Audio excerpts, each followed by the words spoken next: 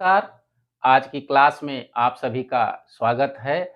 मैं आज की क्लास में आदिकाल की प्रमुख काव्यधारा सिद्ध साहित्य के विषय में चर्चा करूँगा। मैं इसमें व्यापक रूप से स्पष्ट करने का प्रयास करूँगा कि सिद्ध साहित्य का उद्भव कैसे हुआ, इसका विकास कैसे हुआ और ये किन-किन प्रवृत्तियों एवं विशेषताओं को धारण करते हुए आगे बढ़ा। यदि आप इस क्लास में अंत तक बने रहेंगे तो इससे काफ़ी लाभान्वित हो सकते हैं। तो सबसे पहले मैं ये स्पष्ट कर देना चाहता हूँ कि आखिर ये सिद्ध साहित्य का उद्भव कैसे हुआ, इसका विकास कैसे हुआ? तो आप देखते हैं तो ये जो आदिकालीन समाज था और साहित्य था, कई प्रकार के संक्रमणों से गुजर रहा था। सामाजिक, सांस्कृतिक, धार्मिक, राजनीतिक संक्रमण उस युग में व्याप्त थे, उसका असर साहित्य पे भी पड़ रहा था। तो धार्मिक संक्रमणों की बात करें हम, तो उसमें बौद्ध धर्म, जैन धर्म, शैव, वैष्णव इत्यादि धर्म अपने-अपने स्वरूपों में दिखते हैं वहाँ स्पष्ट रूप से। यह मूलतः जो सिद्ध साहित्य है, वो बौद्ध धर्म की वज्रयान शाखा से जुड़ा हुआ है। इसके विकास के संदर्भ में पंडित राहुल सांकृत्यायन जी ने भी स्पष्ट किया है, लिखा है कि बौद्ध धर्म अपनी हीनयान और महायान शाखा को चरमोत्कर्ष पर पहुंचाने के उपरांत एक नई दिशा ग्रहण करने की ओर अग्रसर होता है, जिसका अगला रूप सहजयान और वज्रयान के रूप में दिखाई पड़ता है। तो उसी वज्रयान शाखा की विकृत धारा के रूप में सिद्ध साहित्य का विकास दिखाई पड़ता है। और ये हम और इसको स्पष्ट करते हैं, इसका विकास जो होता है, वो बौद्ध धर्म से होता है। बौद्ध धर्म 2 धाराओं में पहले विभाजित हुआ, हीनयान और महायान। हीनयान और महायान। और ये जो महायान शाखा है, पुनः 2 धाराओं में विभाजित हो गई। मंत्रयान और वज्रयान। वज्रयान। तो ये जो वज्रयान शाखा है, ये है 7वीं शताब्दी के आसपास आते-आते इसका और विकृत रूप दिखाई पड़ता है। विकृत का मतलब बिगड़ा हुआ, विकृत रूप। और यही जो विकृत रूप है, चूँकि ये बौद्ध धर्म यहाँ तक आते-आते कई प्रकार के आडंबरों से और कई प्रकार की अव्यवस्थाओं से ग्रसित हो जाता है। इसमें तंत्र, मंत्र, जादू, टोना इत्यादि प्रकार के इसमें दुर्भावनाएँ व्याप्त हो जाती हैं। तो वो जो विकृत रूप दिखाई पड़ता है, वो सीधे-सीधे उसी पर आधारित ये सिद्ध साहित्य की परंपरा है। उसी के अनुकरण पे इस परंपरा को आगे बढ़ाने वाले जो साहित्यकार हैं, मूलतः उनको साहित्यकार क्या कहिए, जो संत भक्त हैं, वह जो अपने धर्म के प्रचार के लिए अपनी जो धार्मिक उद्भावनाएं हैं, जो भावनाएं हैं, उनको अभिव्यक्त करने के लिए जो साहित्य लिखा, उसी को सिद्ध साहित्य के अंतर्गत प्रस्तुत किया जाता है। तो यहाँ मूल रूप से ये जो वज्रयानी शाखा थी, वो तंत्र, मंत्र और तमाम बाह्याडंबरों से ग्रसित हो गई और इनको सिद्ध इसलिए कहा गया है। सिद्ध साहित्यकार क्यों कहा गया? क्योंकि ये विभिन्न प्रकार की तंत्र मंत्र, जादू टोना इत्यादि के माध्यम से सिद्धि प्राप्त करना चाहते थे। इस वजह से इसको सिद्ध साहित्य कहा गया। और इस साहित्य में खास करके जो साधना पद्धति थी इनकी, वह काया योग पद्धति, सहज शून्य समाध पद्धति। अब ये काया योग, काया योग का मतलब होता है, काया का अर्थ होता है शरीर और योग। काया यानी अपने शरीर को इतना कष्ट देते थे योगियों की तरह कि उससे उनका ये विचार था, शरीर को कष्टों के माध्यम से शुद्ध किया जाएगा। और जब शरीर शुद्ध हो जाएगा, आत्मा शुद्ध हो जाएगी, तभी उसका परमात्मा से मिलन होगा, यह विचारधारा थी। और दूसरी जो साधना पद्धति इनकी महत्वपूर्ण थी, सहज शून्य समाधि पद्धति। तो इसमें ये क्या करते थे कि ध्यान लगाते थे, समाधि में लीन हो जाते थे, ध्यान के माध्यम से अपने आस-पास को भूल करके उस परम तत्व यानी ब्रह्म से अपना ऐक्य स्थापित करने का प्रयास करते थे और सिद्धि की प्राप्ति करना चाहते थे। तो इस तरह से इन भावनाओं को, इन संवेदनाओं को मूल केंद्र में रखते हुए आदिकाल में जो साहित्य आगे बढ़ा, उसको सिद्ध साहित्य कहा गया। तो हम लोग ये समझ गए कि यहाँ सिद्ध साहित्य का उद्भव कैसे हुआ। अब आइए हम इसको देखते हैं कि आखिर इसका समय कब से कब तक था। सिद्ध साहित्य का जो समय माना गया है आदिकाल में, वो 8वीं शताब्दी से 13वीं शताब्दी तक, 13वीं शताब्दी तक मूल रूप से यही समय उसका माना गया है। और इसका जो स्थान था, इस सिद्ध साहित्य का मूल स्थान जो है वो पूर्वी भारत में है। इस संदर्भ में आचार्य रामचंद्र शुक्ल जी ने भी लिखा है कि सिद्ध जो थे वो बिहार से लेकर के आसाम तक फैले हुए थे। इसका ब्यौरा उन्होंने दिया है अपने साहित्य इतिहास ग्रंथ में। बच्चन सिंह ने भी अपने हिंदी साहित्य के दूसरे इतिहास ग्रंथ में लिखा है कि सिद्ध जो थे वो बिहार, पश्चिम बंगाल, असम, उड़ीसा इत्यादि प्रदेशों में फैले हुए थे। और इनका जो मूल साधना केंद्र था, वो विक्रमशिला और नालंदा विश्वविद्यालय हुआ करता था। समय की परिस्थितियों के अनुसार जब बख्तियार खिलजी भारत पर आक्रमण करता है, तो उसने विक्रमशिला और नालंदा विश्वविद्यालयों को नष्ट कर दिया और तब ये लोग पूरे भारत में इधर-उधर तितर-बितर हो गए, लेकिन मुख्य रूप से उनकी साधना का वही केंद्र हुआ करता था। अब जो सिद्धों की संख्या बताई गई है, विभिन्न विद्वानों और साहित्यकारों के द्वारा, आलोचकों के द्वारा, वो पंडित राहुल सांकृत्यायन ने सिद्धों की संख्या 84 बताई है।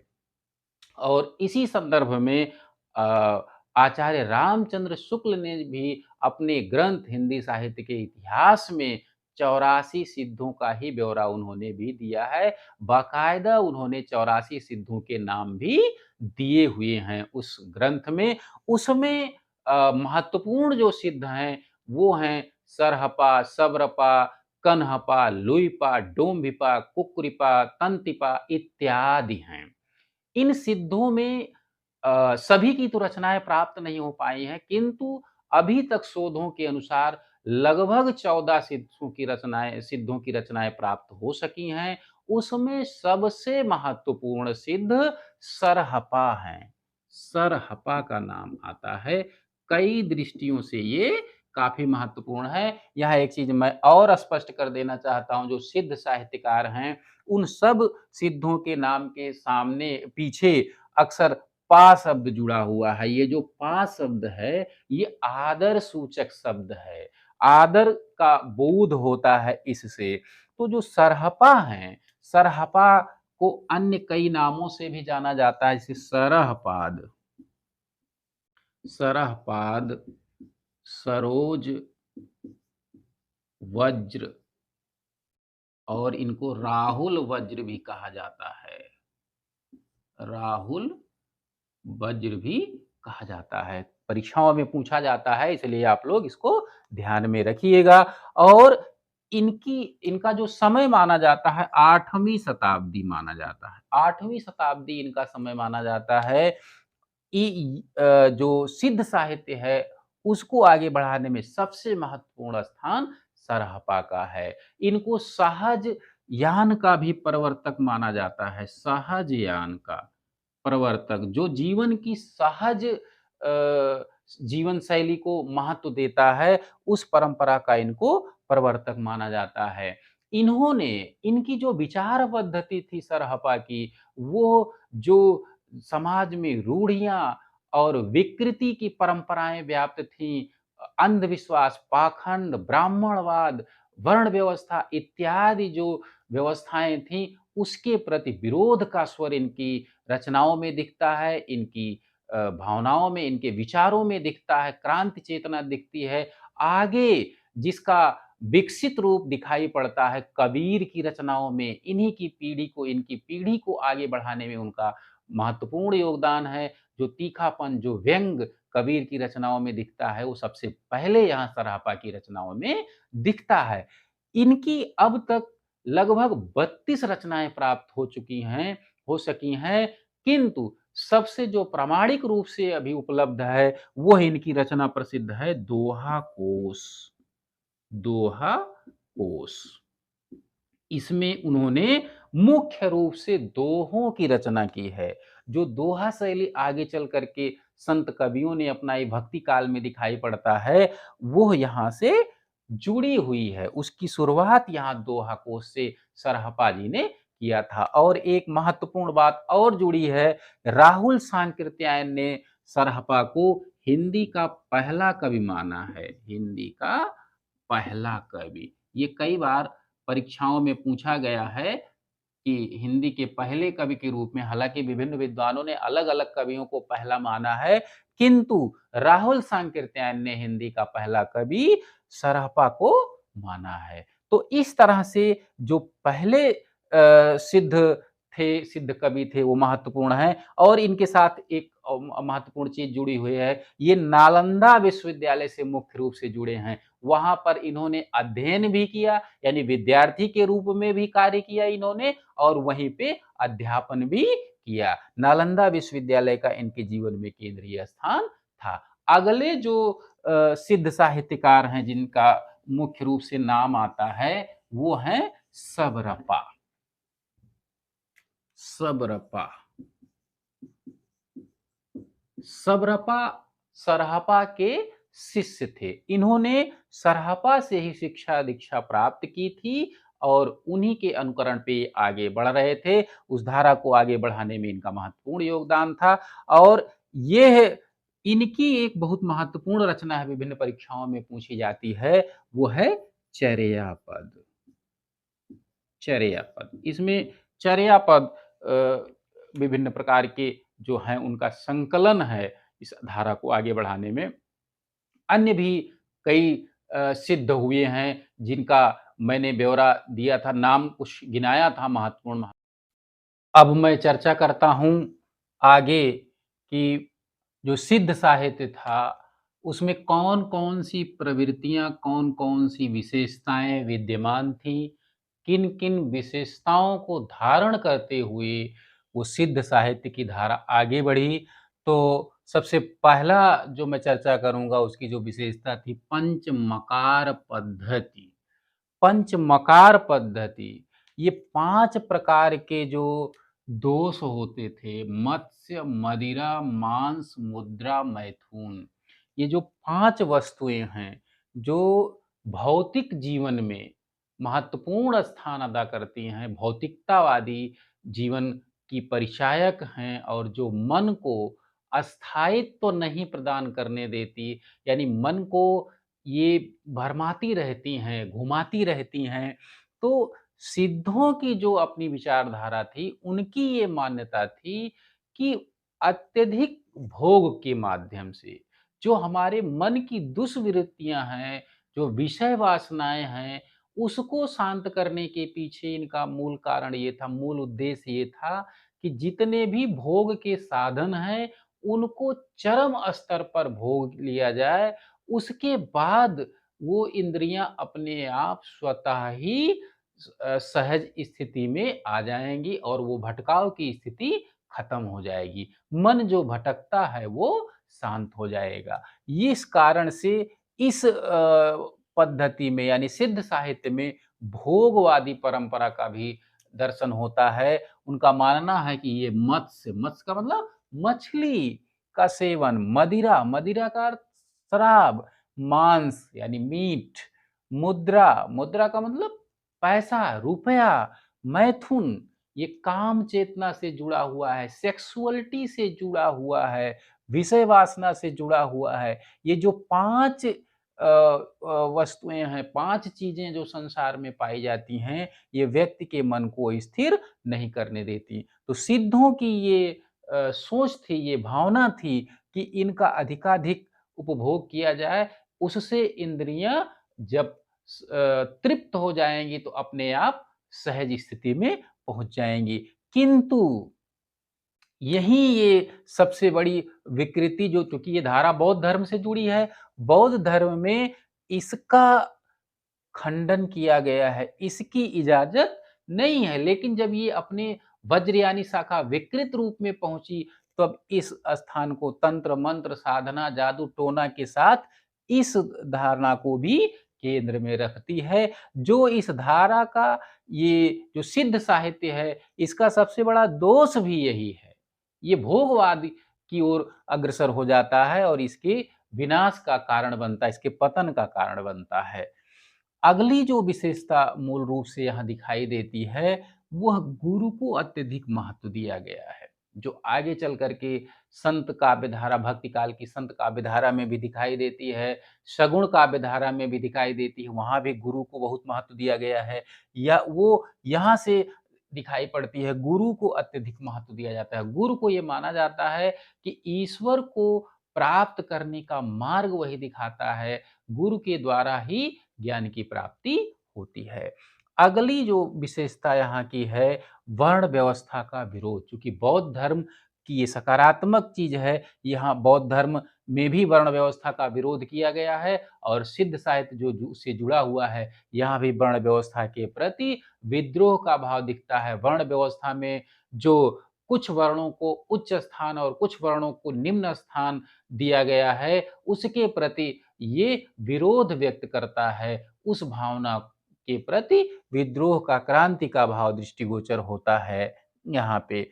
आगे इन्होंने अगली जो विशेषता है, ब्राह्मणवाद, पाखंडवाद तथा अंधविश्वास। जो समाज में पाखंडवाद, अंधविश्वास और ब्राह्मणवादी जो दृष्टिकोण दिखाई पड़ता है, उसका भी इन्होंने विरोध किया और इन्होंने स्पष्ट घोषणा की है। सरहपा जी ने खास करके लिखा है, पंडिय सौल सत्य वखाणै देहहि बुद्ध वसंत न जाने। अर्थात उनका कहना है कि जो पंडित लोग, विद्वान लोग सदियों से आगम, वेद, पुराण, शास्त्र पढ़ते आ रहे हैं, उनको वास्तविक ज्ञान नहीं प्राप्त है। वास्तविक ज्ञान तो बुद्ध तत्व में है, जो अंतरात्मा में निहित है, ना कि बाह्य सांसारिक साधनों में। तो इस तरह से उन्होंने समाज में जो कर्मकांडीय प्रकृति थी, अंधविश्वासों में जो जनता लीन थी, उसका इन्होंने तीव्र विरोध किया है। आगे चल कर के संत काव्य धारा में, कबीरदास में भी ये स्पष्ट रूप से दिखाई पड़ता है। ये इस पर साहित्य के बहुत सकारात्मक रूप हैं। गुरु को महत्व, वर्ण व्यवस्था का विरोध और ब्राह्मणवाद, पाखंडवाद इत्यादि ये सकारात्मक रूप से देखे जाते हैं, जो बौद्ध धर्म की परंपरा को दृष्टिगोचर करते हैं। अब अगली जो विशेषता इसमें ये है, इसमें भाषा जो प्रयोग किया गया, क्योंकि मैंने पहले ही बताया कि इनका क्षेत्र जो था वो पूर्वी भारत था, बिहार के आसपास का क्षेत्र इनका केंद्र हुआ करता था। तो अर्धमागधी भाषा का प्रयोग इन्होंने अपने साहित्य में किया है। आगे चल कर के जो पूर्वी हिंदी की बोलियां इसी में विकसित होती हैं, तो अपवादी अपभ्रंश भाषा का प्रयोग है। और इनकी एक विशेष शैली हुआ करती थी, संधा भाषा शैली। ये संधा भाषा शैली अपनी अंतसाधनात्मक अनुभूतियों को व्यक्त करने के लिए इस शैली का प्रयोग किया जाता था। ये साधारण रूप से इसका अर्थ नहीं खुलता था, ये प्रतीकों के माध्यम से अपनी बात को व्यक्त करते थे और प्रतीक जब खुलते थे तब इनका अर्थ क्लियर होता था प्रतीकों के माध्यम से।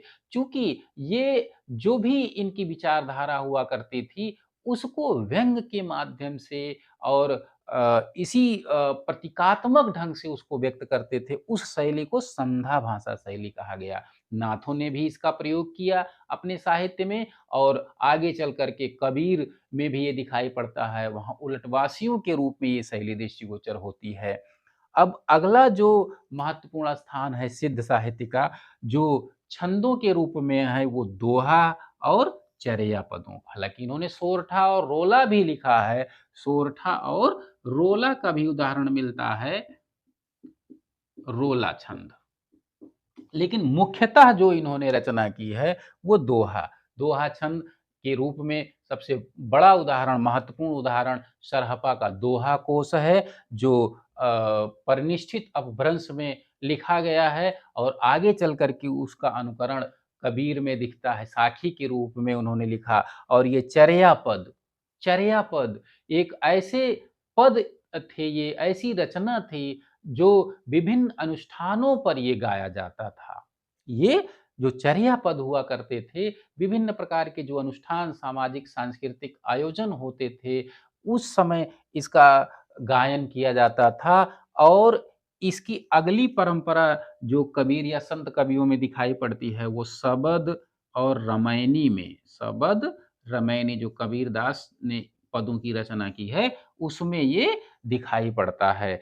तो आप देखते हैं, ये इस तरह से महत्वपूर्ण प्रवृत्तियों, विशेषताओं को धारण करता हुआ सिद्ध साहित्य आगे बढ़ता है। अपनी कुछ और यहाँ एक चीज़ और देखने की बात है कि कई चीज़ें हैं जो आगे आने वाले भक्ति काल के संत साहित्य में और सगुण साहित्य में, सगुण और निर्गुण दोनों साहित्य में, किसी में थोड़ा ज़्यादा, किसी में कम, लेकिन इसका विकसित रूप वहाँ दिखाई पड़ता है। और इसकी जो एक सबसे बड़ी सीमा थी इस साहित्य धारा की, जो भोगवादी प्रवृत्ति थी, जिसके कारण इसका अंततोगत्वा पतन होता है और नाथ संप्रदाय का उदय होता है, एक तरह से कह लीजिए। अगला जो सिद्धों की जो अगली परंपरा है वो नाथों के रूप में ही दिखाई पड़ती है। तो ये जो है पूरा इस तरह से सिद्ध साहित्य की पूरी विशेषताएं ये हैं, जो हिंदी साहित्य में आगे चल कर के विकास में महत्वपूर्ण योगदान देती हैं। तो मुझे उम्मीद है कि आप लोगों को ये क्लास अच्छी लगी होगी। यदि अच्छी लगी हो तो चैनल को सब्सक्राइब कीजिए, शेयर कीजिए और लाइक कीजिए। तब तक के लिए आप सभी को धन्यवाद।